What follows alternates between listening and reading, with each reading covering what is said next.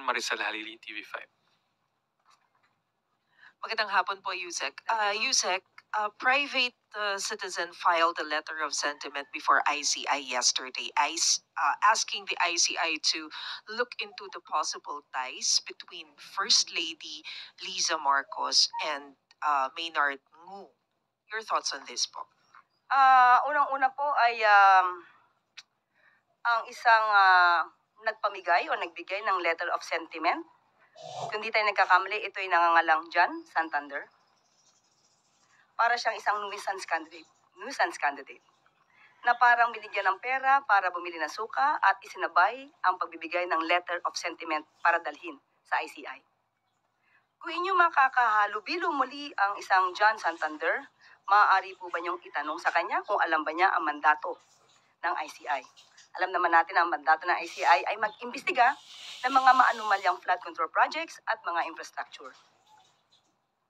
Sa nabasa natin, at alam ko nabasa niyo rin po ang letter of sentiment, wala po tayong makitang anuman na allegation patungkol sa maanumalyang flood control projects na mag-uugnay sa unang ginang kay First Lady Liza Araneta Marcos. Pangalawang tanong, alam po ba niya kung sino ang source ng kanyang mga sinasabi? Pangatlong tanong, siya po ba'y may personal knowledge sa kanyang mga sinasabi? Dahil kung walang personal knowledge, ito ay magsisilbing hearsay evidence. Kung hearsay evidence, ito po ba dapat ay binibigyan pa ng pagtutuon at seryosong konsiderasyon?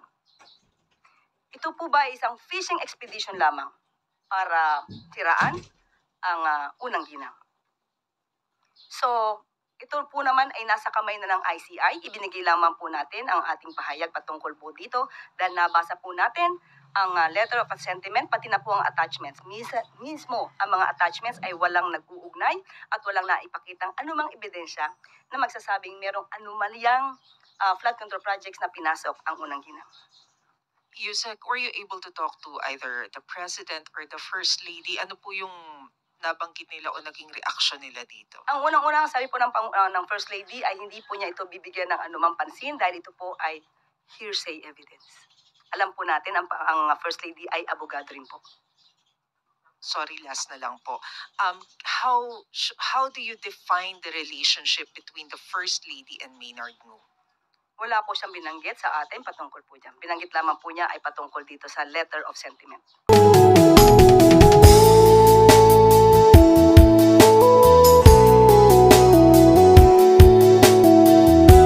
Junior na ang pagkakaroon ng maayos at sustainable na mga classrooms sa bansa ay magsisilbing pundasyon ng karunungan, kaalaman at galing ng mga kabataang Pilipino na siyang isinusulong sa ilalim ng bagong Pilipinas.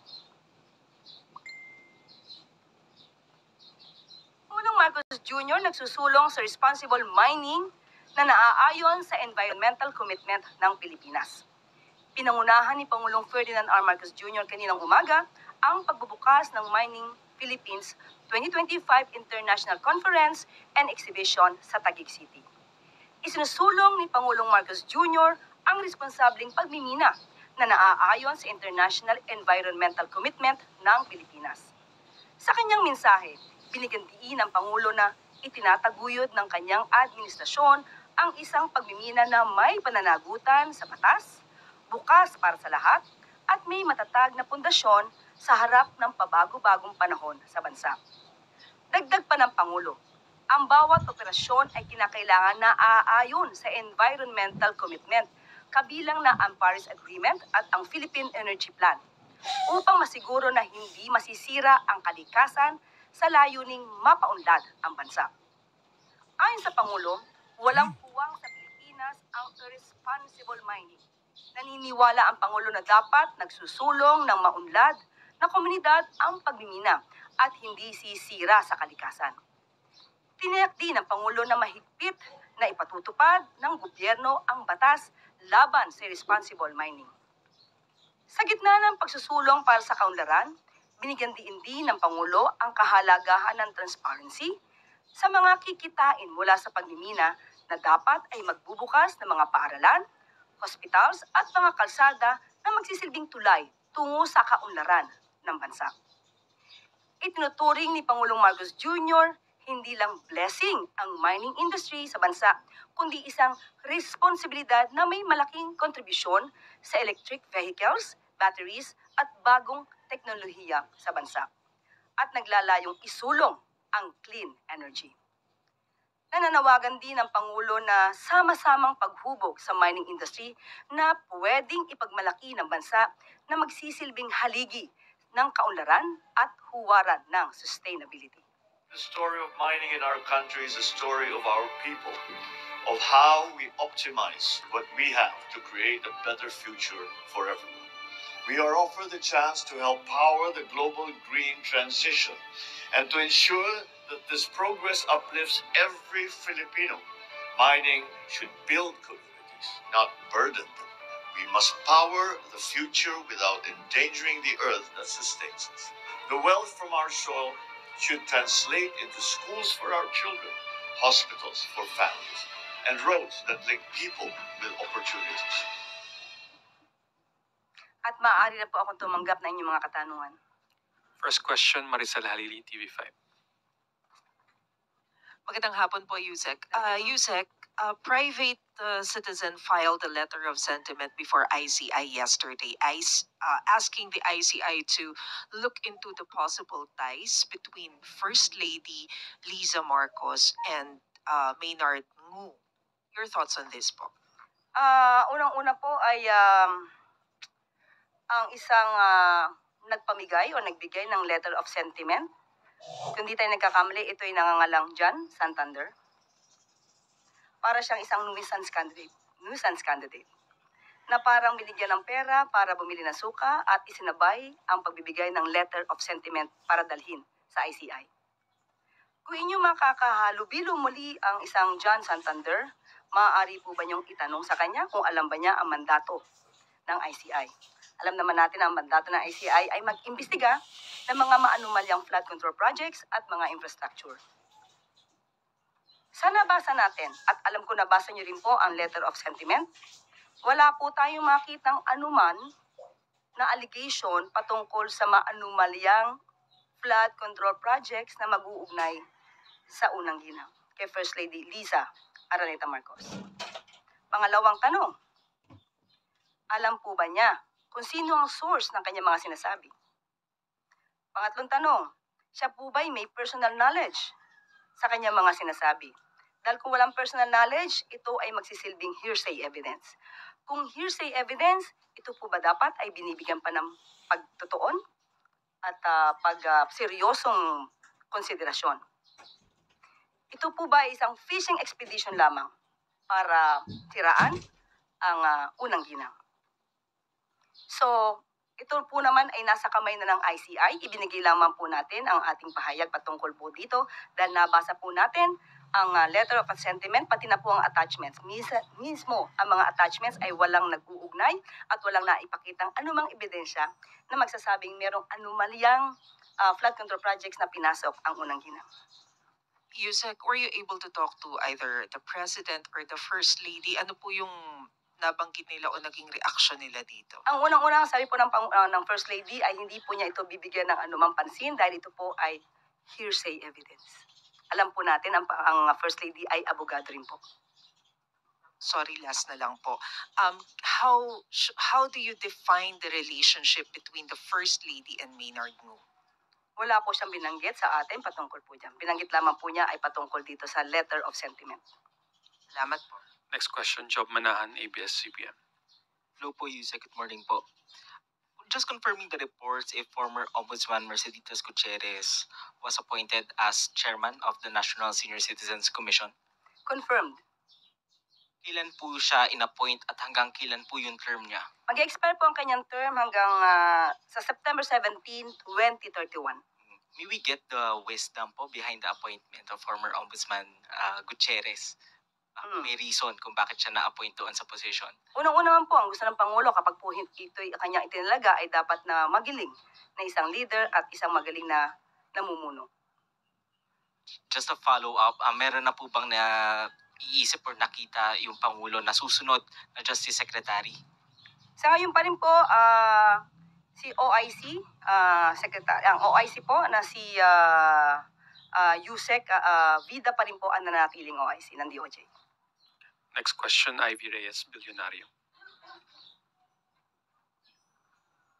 Hi, Yusek. Good afternoon. An investigative report by the network that exposed the 1MDB scandal in Malaysia alleges that convicted fraudster Patrick Mahoney has resurfaced in Manila and was reportedly consulted by the Maharlika Investment Corporation or MIC. Both MIC and Rep. Romualdez deny these claims, but the source told our network that Mahoney's been coming back and forth here in the Philippines trying to peddle deals, although none has materialized yet.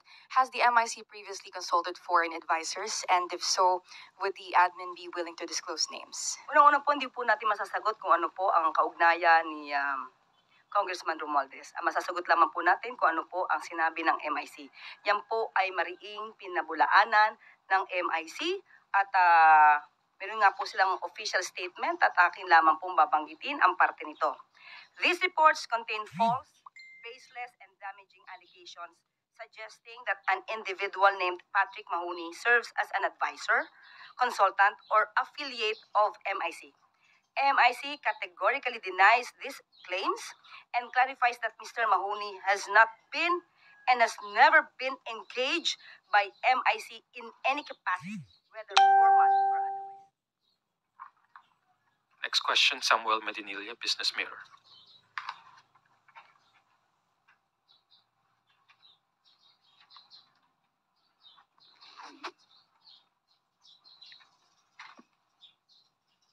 Good afternoon, Yusek. Tatanong ko lang po, i-confirm ko lang po if the President has already accepted the resignation of the 3 GSIS Board of Trustees and kung meron na pong na-appoint na replacement sa kanila. Opo, yung pagre-replace po, abangan na lang po natin kung sino po ang itatalaga ng ating Pangulo sa mga nag-resign po. Follow up po. Yung tatlong GSIS Board of Trustees na nag-resign raw po ay may allegations against kay GSIS President Vic Veloso.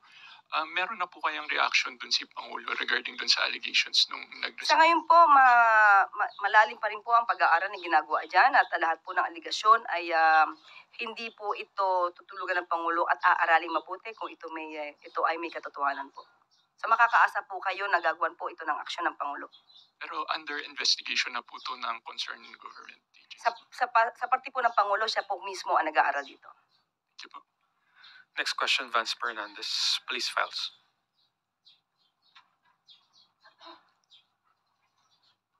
Good afternoon, ma'am. Because of the rampant corruption in the Philippines, will the President consider reviewing the possible return of death penalty? Sa ngayon, wala pa po nababanggit ang Pangulo, pero siyempre sa pag-aaral po, no, kung ito po ay ipapataw muli at mawawala ang suspension or lifting ng pag-suspend sa death penalty, pag-impose ng death penalty, dapat pong aralin to dahil hindi lamang po ito bigla-biglang sinasabi na dapat nandiyan na ang death penalty, inaaral mabuti dahil po dapat malinis, mabuti, maging maayos. Itong tinatawag nating 5 pillars of criminal or justice system rather. 5 pillars of justice system. Hindi po tayo pwede na umasa at ma-impluwensyahan. Dapat mawala sa impluwensya ng mga Pilipino yung mga nakaraang pangyayari kung saan may nag-admit na sila ay sanay gumawa ng intriga at magplanta ng ebidensya. Paano kung ang inosente ay nagawa ng intriga at naplantahan ng ebidensya? Death penalty ang maaaring ipataw. Kawawa naman po yung masasabi nating inosente. So, ang muling pagpapataw ng death penalty ay dapat inaaral ng malaliman. Thank you, ma'am. Next question, Job Manahan, ABS-CBN. Tapos na si Job. Okay. Last question, Janelle Maribohok, UNTV. Magandang hapon po. May sagot na po ba yung Office of the President dun sa writ of kalikasan na inihain sa SC? May kaugnayan sa flood control po. Tutugon na lamang po ang gobyerno, ang administrasyon, kung ano po ang sinasabi ng Supreme Court. Kung sila po ay pinagagawa ng response or reply patungkol po sa petition for the issuance of writ of kalikasan, tutugon po ang Pangulo. Follow-up question, Ivan Mayrina. Follow-up ito, ma'am, dun sa tanong ni Masek kanina. Is Mr. Maynard Ngu still special envoy Hindi to na po. China? Hindi na po. As of August 2025, hindi na po. August 2025. Was he asked to resign? Did he resign voluntarily? Did his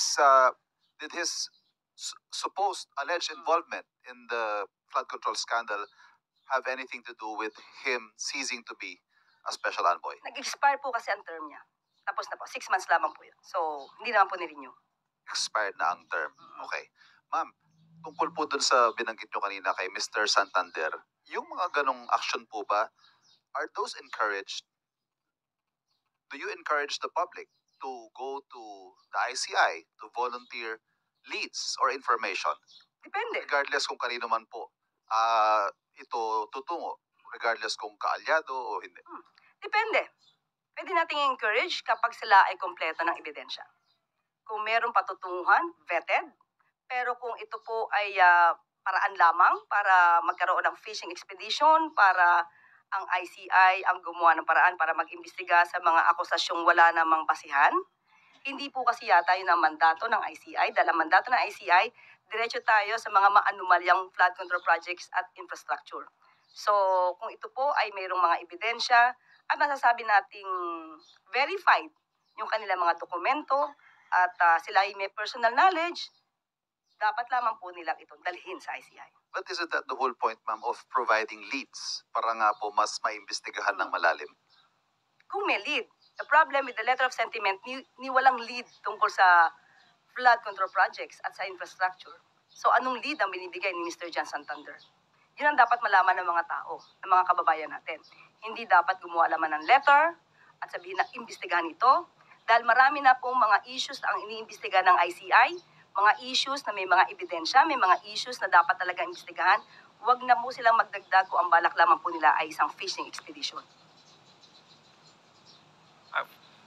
Last follow-up from Tuesday New, DZBB. Hi, ma'am. Other matters to, sorry. Ma'am, ano na po ang lagay noong alok dati ng administrasyon o ni Presidente kay General Torre, kasi nabanggit nyo before na may alok. So ano po bang posisyon ang i-aalok sa kanya? Sa ngayon po ay wala pa po tayong detalye patungkol po dyan. Hintayin na lamang po natin kung ano po ang magiging desisyon ng Pangulo. Right. Last one, ma'am. Kumusta po ang lagay ngayon ng Maharlika Investment Fund? After a year of operation po, mayroon na po bang kinita yung MIF? At kung sino-sino yung mga dagdag na investor na namuhunan aside from doon sa mga initial na billion peso na investments? Kukuha po tayo ng pinaka-update. Most probably by this week, maaari tayo makakuha kung ano ang pong update. At kapag po mayroon na po tayong update tungkol sa kanilang mga operasyon at mga nagkaroon ng negosasyon, ibibigay ko po agad sa inyo.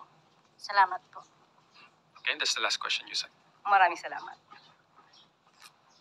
Pagpapaunlad sa teknolohiya, hindi yan bago sa pananaw ng Pangulo. Pangulong Ferdinand R. Marcos Jr. noon pa nakatutok sa pagpapaunlad ng teknolohiya para matugunan ang pangangailangan sa kalusugan, edukasyon, pagsugpo sa kriminalidad at iba pa. Pangulong Marcos Jr. tiwalang aangat ang Pilipinas sa larangan ng teknolohiya sa pagbubukas ng bagong data centers ng Equinox sa Cavite.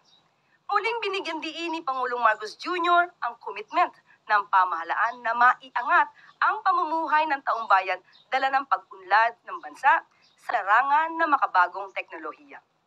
Sa mensaheng ipinaabot ni Pangulong Marcos Jr. sa inaugurasyong bagong data centers ng Equinix sa Cavite, hinikayat ng Pangulo ang lahat na magkaisa tungo sa pagpapaunlad ng bansa sa larangan ng teknolohiya at sa pamumuhay ng bawat isa. Ipinaabot ng DICT Secretary Henry Aguda ang mensahe ni Pangulong Marcos Jr. sa naganap na inaugurasyon kaninang umaga sa Carmona, Cavite. Ayon sa Pangulo, ang inaugurasyon ng 3 state-of-the-art data centers ang mas lalong maglalagay sa Pilipinas sa global digital economy. Dagdag pa ng Pangulo na malinaw din ang mensahe na ang Pilipinas ay konektado, competitive at nagsisikap na umangat sa larangan ng teknolohiya. Binigyan din ni Pangulong Marcos Jr. na mayroong mga aktibong papel na gagampanan ang pamahalaan sa paghubog sa digital future ng bansa. Kabilang na dito ang National Broadband Plan, Free Wi-Fi for All, at ang National Fiber Backbone Project.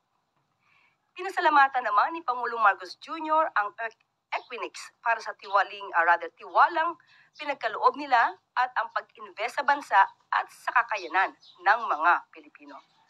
Tiwala din ng Pangulo na ang kanilang investment sa Pilipinas ang siyang mag-aangat sa digital competitiveness ng bansa.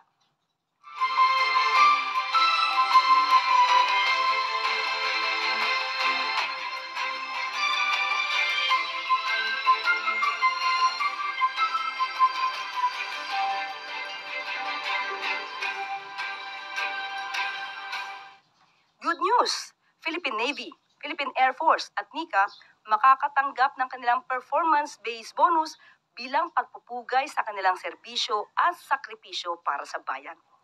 Bilang pagkilala ng administrasyon ni Pangulong Ferdinand R. Marcos Jr. sa malaking papel na ginagampanan ng Philippine Navy, Philippine Air Force at ng National Intelligence Coordinating Agency o NICA. Inaprubahan ng Department of Budget and Management o DBM ang pagpapalabas ng pondo para sa full year 2023 performance-based bonus ng 3 ahensya. Ayon sa DBM, kabuuang 783.28 million pesos ang inilabas ng ahensya para sa mga nasabing ahensya at institusyon sa pamamagitan ng magkakahiwalay na Special Allotment Release Orders o SARO. Ayon kay Budget Secretary Amena Pangandaman, ang mga pag-aproba ng 2023 PBB ay patunay ng suporta at pagpapahalaga ni Pangulong Marcos Jr. sa mga miyembro ng Navy, Air Force at NICA, mga ahensyang patuloy na naglilingkod at nagpoprotekta sa taumbayan sa likod ng panganib na dala nito. Bago pa ito, nauna nang naglabas ang DBM ng 1.64 billion pesos para sa mga kwalipikadong opisyal at empleyado ng Philippine Army at 3.39 billion pesos para sa mahigit 225,000 personnel ng Philippine National Police bilang bahagi ng 2023 PBB release. At dito na po natatapos ang ating press briefing. Maraming salamat. Magandang araw para sa bagong Pilipinas.